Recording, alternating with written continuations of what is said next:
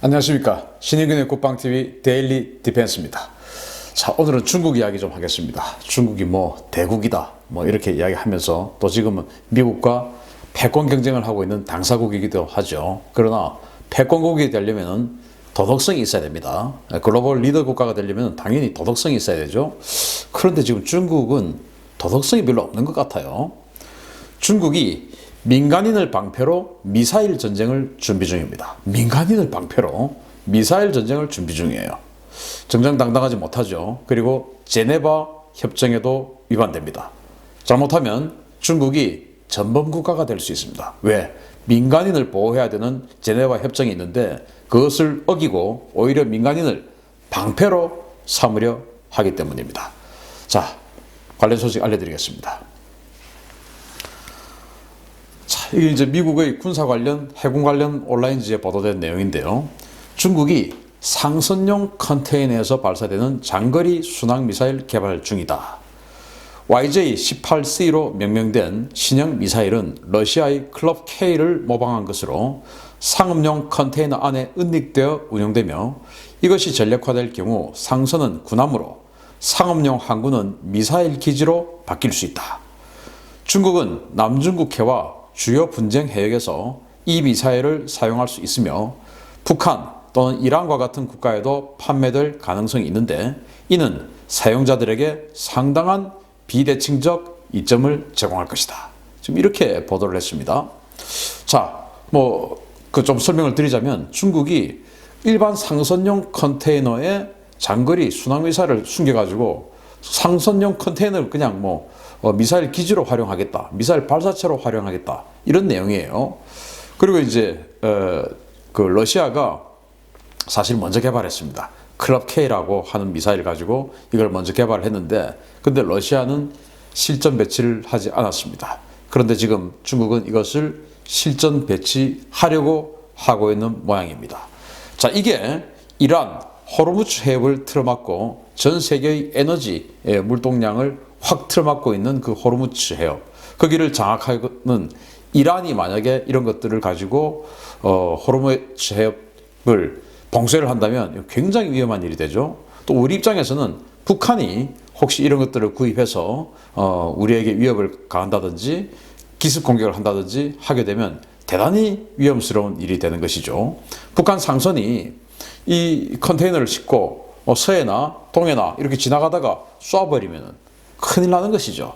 자, 그런데 유엔 안보리 제재가 작동하고 있는 이 시점에서 중국이 어떻게 이런 무기를 북한에 팔 수 있냐라고 이야기할 수 있지만 유엔 안보리 제재가 진행되고 있는 그 과정에서도 중국은 북한에 이동식 미사일 발사 차량을 판매를 하는 등 대단히 도덕적이지 못한 그런 행위들을 일삼아 왔고 특히나 북한이 지금 이 아주 국제 질서, 세계 질서를 위반하는 이 핵을 개발하는 데 있어서 그 핵무기의 구성품이 되는 무기 체계들, 그 무기의 금속물, 머레이진강이라고 하는 그런 금속물이라든지 또 그 발사체라든지 그런 어떤 그 전자 부품이라든지 이런 것들이 중국을 통해서 대부분 다 북한으로 들어갔기 때문에 중국의 도덕성을 사실은 믿을 수가 없죠. 그런 상황에서 우리는 이렇게 그 미국의 군사 전문 잡지에서도 북한을 적시를 했습니다. 이렇게 북한과 같은 나라에 들어가게 되면 상당한 비대칭적 이점을 제공할 것이다. 이렇게 이야기를 하고 있는데 그 비대칭적 이점이라는 게 바로 테러 이런 것들을 이야기하는 것이죠. 자, 컨테이너 은닉형 미사일은 뭐냐? 자, 여기 보시면 이 그림입니다. 컨테이너들이 이렇게 쌓여 있는데 이 안에 보십시오. 지금 미사일이 들어가 있습니다. 이런 것들을 이제 컨테이너 은닉형 미사일이라고 하는데 이게 과거에 이제 러시아가 만들었던 클럽 K를 가지고 보여드린 그림이에요. 이 컨테이너 하나가 그냥 미사일 발사체 전체입니다. 발사 기지입니다. 예를 들어서 사드 같으면은 레이더 그 컨테이너가 따로 있고 또 발전기가 따로 있고 다 따로 있죠. 미사일 발사대 컨테이너가 따로 있고 다 따로 있죠. 그런데 이건 그냥 이 컨테이너 하나에 발전기, 통제소, 이 모든 것들이 다 들어있고 미사일까지도 은닉되어 있으니까 그냥 컨테이너 선박, 예를 들어서 우리 한국이 뭐 7,000 TEU, 3,000 TEU, 뭐 10,000 TEU 이렇게 컨테이너를 7,000개, 10,000개 이렇게 싣고 다니는 그런 대형 상선들 많이 있지 않습니까? 그건 뭐 전 세계 다른 나라들도 마찬가지죠. 무역국가라면. 그런 데다가 이런 거 한 개 숨겨놓고 지나가다가 테러할 수 있는 이런 그런 위험성이 있는 것이다 라는 것입니다. 그래서 이런 것들을 불량국가, 도덕성이 없는 국가 이런 데다가 판매를 하게 되면 사실은 그 해당 국가와 어떤 적대적 관계, 그리고 긴장 관계, 그리고 잠재적 어떤 그 적대 관계에 있는 그런 나라들은 대단히 심각한 위험에 빠질 수가 있는 것입니다. 중국이 이런 것들을 개발하면 안 되는 것인데요. 자, 은닉형 미사일이 얼마나 위험한가? 이게 사실은 실제로 실전에 사용된 적이 있습니다. 물론 완전히 은닉형, 이 컨테이너 은닉형 미사일은 아니고 아주 초창기형이지만 이 발사 차량 한번 보십시오. 누가 봐도 그냥 상업용 무슨 탑차처럼 생겼습니다. 그런데 이 안에 지금 미사일이 들어있죠. 이게 뭐냐면은, 자, 여기 한번 보십시오. 이스라엘의 초계함 하니트라고 하는 그 군함이 있어요. 그 하니트 비격 사건인데 2006년에 레바논 해안 16km 해안을 초계 중이던 이스라엘의 해군 스텔스 초계함 하니트함이 헤즈볼라가 쏜 누르 미사일에 비격되어 대파된 사건입니다. 이스라엘은 위협을 인지하지 못했고 기습에 속수무책으로 비격됐습니다. 자, 이 미사일은 중국이 개발한 C-802라고 하는 대함 미사일입니다. 그래서 이 미사일을 이란이 가지고 와서 누르라고 하는 미사일로 만들었고 또 이란은 이것을 지대함 미사일로 개조를 했습니다. 애초에 중국은 이것을 함대함, 즉 함정에서 군함에서 군함을 공격하는 미사일로 개발을 했는데 이란은 이것을 지상에서 함정을 공격하는 그런 용도로 개량을 했습니다. 아마 호르무즈 해협, 뭐 대단히 넓지 않은 그런 해협이기 때문에 사정거리 한 150km 정도 되는 이 C-802 가지고도 지대함으로 호르무즈 해협 근처에다가 배치를 해놓으면 이 호르무즈를 통과하는 또 통과해야만 하는 미국의 오함대 사령부가 쭉 안으로 들어가면 바레인 지역에 있거든요. 그래서 반드시 오함대의 군함들은 이 호르무즈 해협을 통과해야 됩니다. 그러니까 이제 그런 것들을 아주 강하게 견제할 수가 있는 것이죠. 이게 이란은 또 이것을 자기네들만 갖고 있지 않고 헤즈볼라에게 제공했습니다. 그래서 헤즈볼라는 이스라엘의 군함을 공격해버렸죠. 이스라엘의 정보국인 모사드도 아마 이 정보를 파악하지 못한 것 같습니다. 그래서 공격을 당해버렸고 이 미사일이 당시 이 하니트함의 그 헬기 견학고가 있습니다. 그쪽으로 파고들어서 터져버렸어요. 다행히 엔진은 다치지 않아서 이제 피신을 했는데 상당히 많은 인명 피해를 당했고 이로 인해서 이런 은닉형 미사일이 굉장히 위험하다라는 것이 세상에 알려지게 되었죠. 그런데 이것은 뭐 그래도 누가 봐도 사실은 미사일이 실려 있는 것 같아요. 그런데 컨테이너 안에 숨겨져 있다. 이거는 정말 상황이 다른 것이죠. 자, 그리고 중국은 이 컨테이너 안에다가 누르보다 훨씬 더 위협적인 이 YJ-18이라고 하는 미사일을 탑재를 하려고 하고 있습니다. 이 YJ-18은 얼마나 위험한가 하면은 두 가지 용도로 쓸 수가 있는데 초음속 용도, 그리고 하나는 장사정 용도로 쓸 수가 있습니다. 자, 이거 한번 보시면요. 러시아의 부분 초음속 대함 미사일인 클럽을 모방한 것으로 180km의 사거리를 보유합니다. 표적 전방 40km 전방에 접근을 하면 부스터를 가동해서 마하 2.5 이상의 속도로 가속해서 적을 타격합니다. 그리고 일부 변형된 모델은 그런 부스터 없이 사정거리를 길게 연장해서 1600km급의 사정거리를 가지게 되는 겁니다. 자, 그래서 이 YJ-18은 러시아의 클럽을 모방을 했는데 이 부스트를 가동해요. 처음에 그 한 140km 정도는 시스키밍, 그래서 아주 이제 수면에 붙어서 해수면에 붙어서 쫙 비행을 하는데 아음속, 즉 마하 0.8, 0.9 이런 속도로 쭉 날아가죠. 그러다가 목표물의 한 40km 전방에 딱 가면 그때부터 뒤에 있는 그 장치를 떼어내고 부스트를 가동합니다. 로켓 부스트를 빡 가동해가지고 그때부터 급가속을 하게 되는 것이에요. 그러면 이제 40km를 마 2.5의 속도로 가속을 해서 불과 몇 초 만에 그냥 때려버리는 겁니다. 그러니까 왜 40km냐? 바로 군함의 마스트가 있고 그 마스트에 다 레이더가 붙어 있어요. 주로 이 마스트의 높이 이런 것들을 다 따져봤을 때 한 37km 정도가 수평선 너머라고 봅니다. 그러니까 수평선 너머에서부터 40km, 즉 이 군함의 레이더에서부터 안 보이는, 살짝 안 보이는 그 지점에서 갑자기 이제 가속을 하는 것이죠. 그전에는 필요 없다 이겁니다. 그래서 갑자기 그때부터 레이더의 딱 수평선, 이 지구 공면 효과에 따른 수평선 때문에 딱 이 군함의 레이더에 보이는 그 시점에서부터 급가속을 시작해서 바로 그냥 이 상대 군함이 대응할 틈도 주지 않고 공격해버리는 이런 게 바로 이제 이 클럽이었고 그것을 모방한 게 YJ-18입니다. 그렇게 부스터를 가동하지 않고 아주 이제 뭐 한 1600km 밖에서 쫙 때리는 것 이런 버전까지.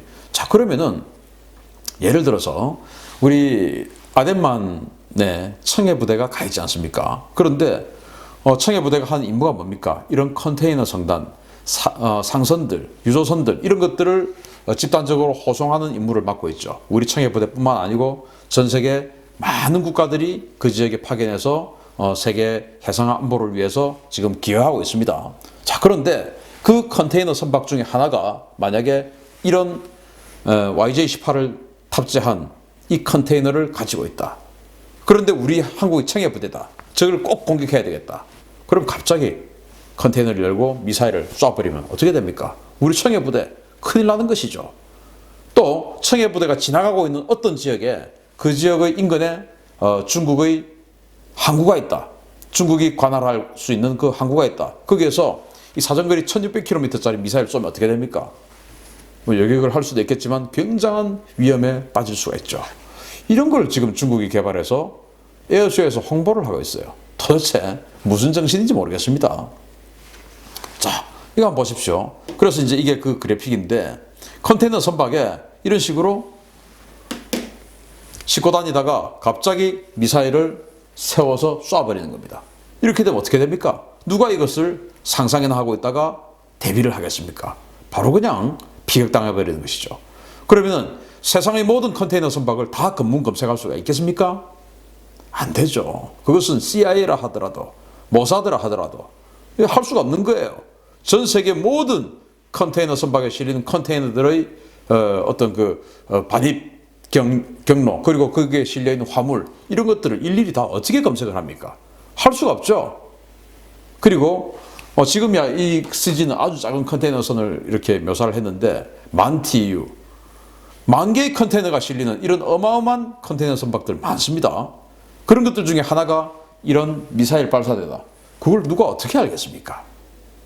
그러면 세상에 있는 모든 컨테이너 수송 선박들은 잠재적 테러 기지가 될 수 있는 것입니다. 이게 지금 중국이 세상을 어지럽히는 행위를 하고 있는 거예요. 정말 어떻게 이런 국가가 패권국이 되려고 하고 있는 것인지 참 기가 막힌 일입니다. 또 있습니다. 평범한 항구에 이런 걸 또 하나 갖다 놓으면 완전히 항구가 미사일 기지가 되는 것입니다. 자신들을 지키기 위해서 항구 인근에 군사 기지를 만들어 놓고 그 군사 기지에 지대한 미사일을 배치하는 것, 이거는 뭐 아주 지극히 당연한 안보를 위한 군사 작전이에요. 그러나 이런 컨테이너 야적장에다가 이렇게 그 누구도 모르게 미사일 발사대를 숨겨다 놓고 갑자기 공격을 한다? 이거는 군사작전이 아니죠. 이건 테러죠. 그래서 예를 들어서 우리 부산항 같은 데 가면 얼마나 많은 컨테이너 야적장이 있어요. 거기에다가 갖다 놓고 갑자기 우리 부산항 바로 옆에 있는 해군작전사령부에다가 그냥 때려버리면 어떻게 됩니까? 이런 일을 지금 중국이 계획을 하고 있는 거예요. 기가 막힌 일이죠. 자, 그러면은 또 더 우려되는 것은 중국이 지금 1대1로를 하고 있지 않습니까? 1로는 바로 육상 실크로드, 그리고 1대는 바로 해상 실크로드입니다. 그래서 중국에서 출발해가지고 유럽까지 가는 그런 어떤 해상 실크로드를 다시 만들겠다 하는 것인데 그 1대1로, 그 1대를 구현하기 위해서 중국은 말라카 해협, 즉 남중국해, 그리고 말라카 해협, 그리고 인도양 이런 곳에다가 엄청나게 많은 비용을 투자를 해가지고 항구들을 관할권을 사용권을 지금 취득을 하고 있습니다. 그게 만약에 이런 식으로 중국의 관할할 수 있는 사용할 수 있는 권한이 있는 그 항구에다가 이런 컨테이너선을 갖다 놓고 테러를 해버리면 어떻게 되는 겁니까? 그리고는 우리가 안 했다, 모른다 우리는, 이렇게 하면 어떻게 됩니까? 자, 그 항구 한번 보시겠습니다. 자, 여기 한번 보십시오. 지부티입니다. 지부티 오버크항. 유럽으로 가려고 하면은 전부 이 홍해를 거쳐서 수에즈 운하를 통해서 지중해로 들어가야 됩니다. 자, 그런데 이 지부티에 중국이 지금 사용권을 얻어놨는데 여기에다가 이런 컨테이너를 갖다 놓고 갑자기 공격해버리면 어떻게 됩니까? 자, 그러면은 이 지부티를 지날 때 수에즈 운하를 통해서 유럽으로 가려고 하는 모든 배들은 얼마나 긴장해야 되겠습니까? 이게 지금 말이 되는 거예요? 그리고 파키스탄의 과다르항입니다. 이거 지금 중국이 군항으로 지금 사용권을 받았는데 여기는 호르무즈 입구입니다. 즉, 이 안으로 들어가면 이제 사우디아라비아, UAE, 카타르, 쿠웨이트, 이라크, 이란 이런 나라들이 쫙 있죠. 다 막대한 에너지를 수출입하는 그런 국가들입니다. 자, 그러면 우리나라 같은 경우도 원유를 수입하기 위해서는 반드시 이쪽으로 가야 돼요. 그런데 호르무즈 해협을 딱 나오자마자 바로 파키스탄의 과다르항이 있는데 저기에 중국이 이런 짓을 만약에 심어놓았다. 어떻게 됩니까? 얼마나 걱정스럽습니까? 자, 우리나라가 지중해 그리고 또 여기에서 원유를 가지고 한국으로 오려면 반드시 지나야 되는 부분이 바로 인도양의 이 북쪽 부분이에요. 바로 인도의 남쪽, 스리랑카 그리고 몰디브 이 중간으로 와야 되는데 몰디브와 스리랑카의 한반토토 항구를 중국이 사용권을 가지고 있습니다. 자, 제가 지난번에 스리랑카의 한반토토 이야기를 해드렸죠. 거기에 스리랑카가 지금 미국과 가까워지면서 이 한반토토 항구를 중국이 99년 지금 그 조차를 해버렸는데 굉장히 많은 돈을 빌려주고 여튼 그냥 그 스리랑카가 돈 갚을 능력이 없으니까 99년 사용권을 받아버렸어요. 그러면서 이제 스리랑카가 군항으로는 사용하지 못한다. 이렇게 이야기를 했습니다. 그래서 군항으로 사용 안 할게. 그리고는 저 컨테이너 예적장에다가 저런 미사일을 숨겨놓으면 어떻게 하겠습니까? 그런 짓을 하려고 지금 이런 무기를 개발하는 것은 아닌지 정말 우려스럽습니다. 자, 그리고 이제 우리나라가 돌아오려면 반드시 지나야 되는 부분이 이 말라카 해협 그리고 남중국해죠. 이게 이제 말레이시아의 코타키나발루 그리고 캄보디아 이런 데다가 또 숨겨놓으면 어떻게 되겠습니까?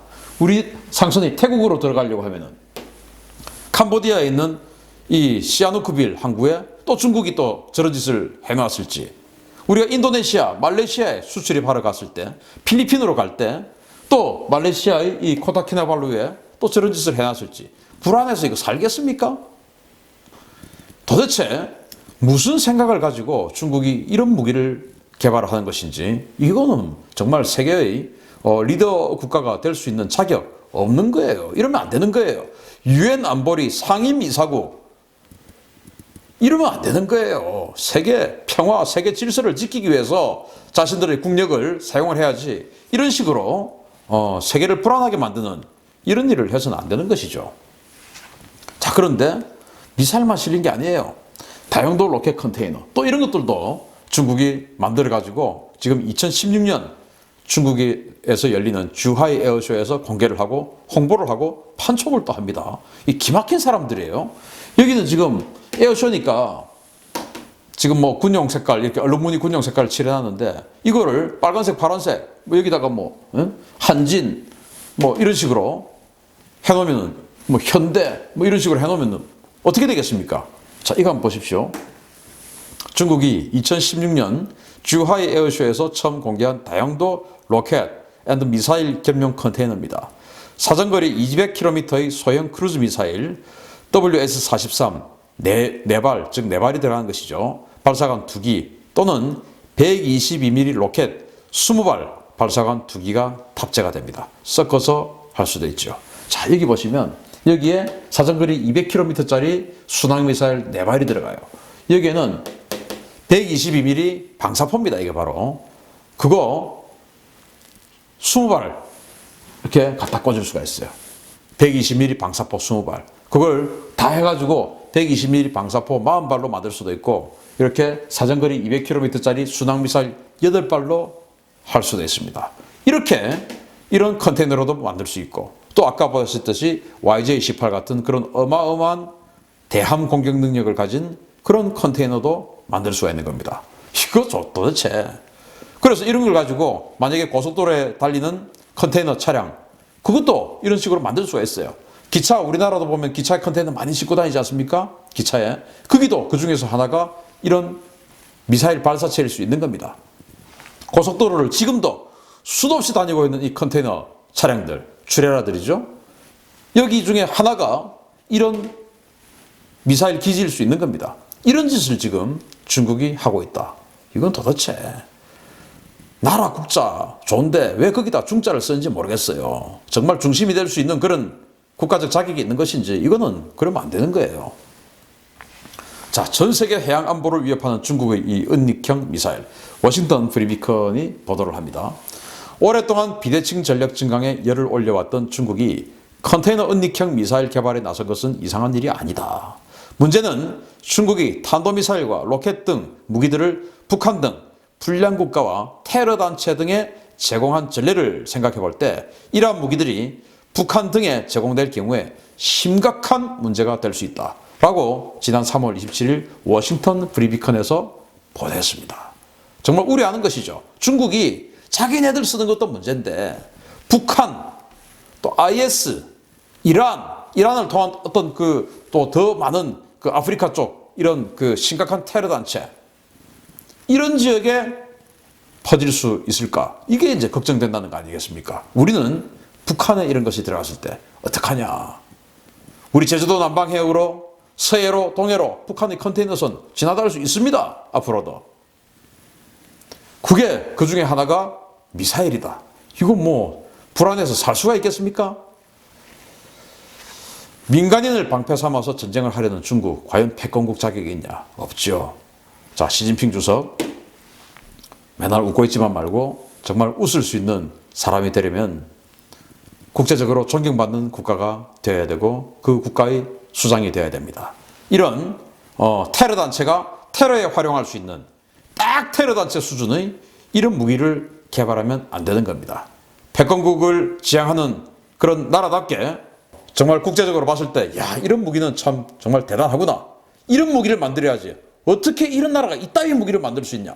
이런 무기는 만들면 되지 않는다. 라는 그런 강력한 말씀을 드리면서 이 무기 여기까지 개발하시고 판매는 하지 않고 전력화하지 않기를 바랍니다. 데일리 디펜스 마치겠습니다. 감사합니다.